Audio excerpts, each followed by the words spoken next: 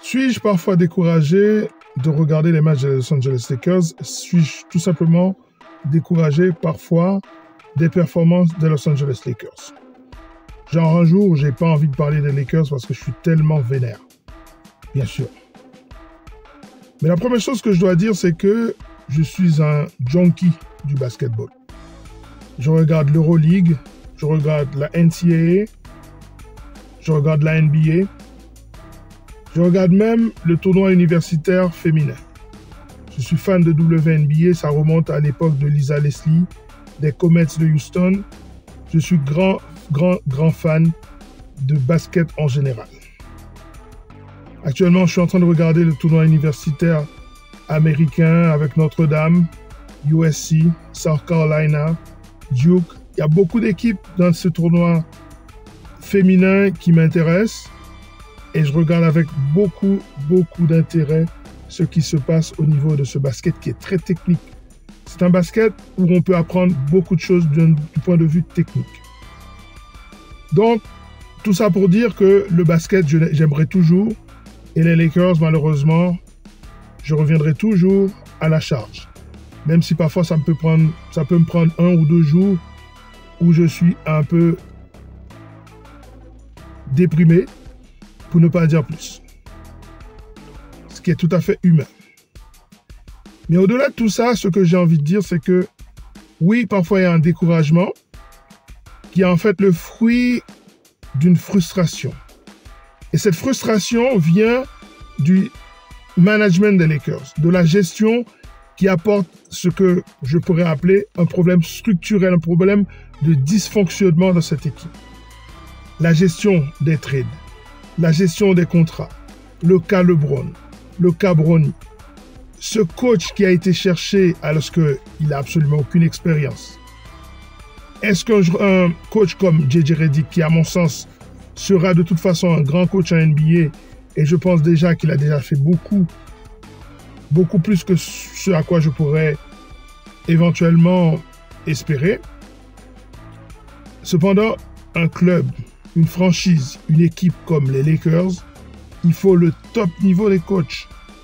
Le top niveau. On ne peut pas partir dans une expérience expérimentale avec une franchise comme les Los Angeles Lakers. Donc oui, parfois je suis découragé, parfois je suis triste, parfois je suis complètement en colère contre ce qui, dès le début, pose problème. C'est la gestion de ce roster par le front office. Il n'y a pas de cohérence dans ce roster. Il n'y a pas de cohérence dans l'agencement des joueurs. Et puis les problèmes de blessure, on savait qu'ils allaient arriver. Il fallait les anticiper. Et cela implique une gestion aussi des contrats qu'on donne à LeBron James.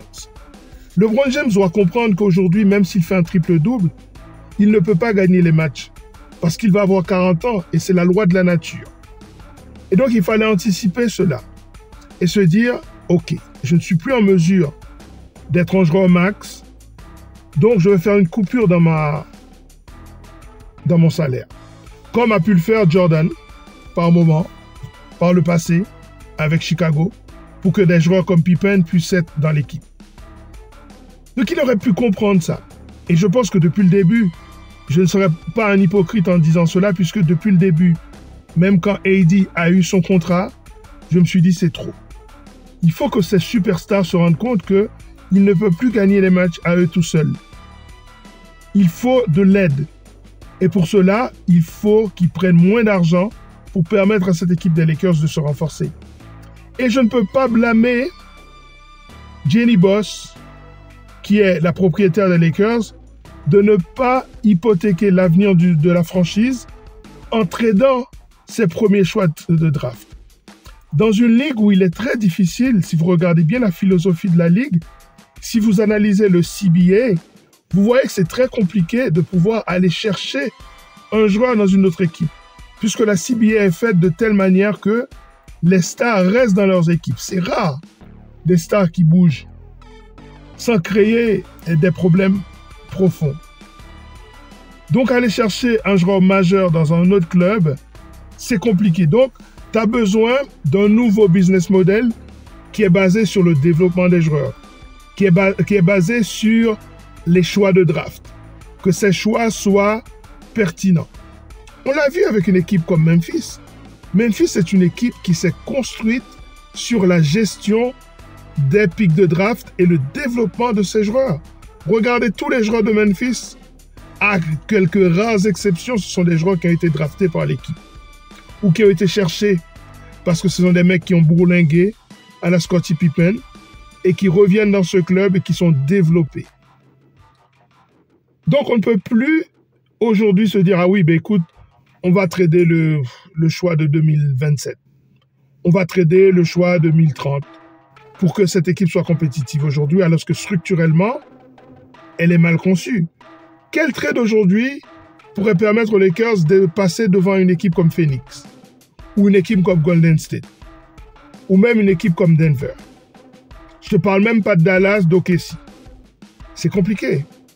Donc, c'est toute cette gestion qui pose problème. Mais bon, comme je dis toujours, je reviendrai toujours vers l'apaisement. Je reviendrai toujours vers l'optimisme. Allez Lakers. Allez Lakers. Allez Lakers. Lakers forever. Ciao.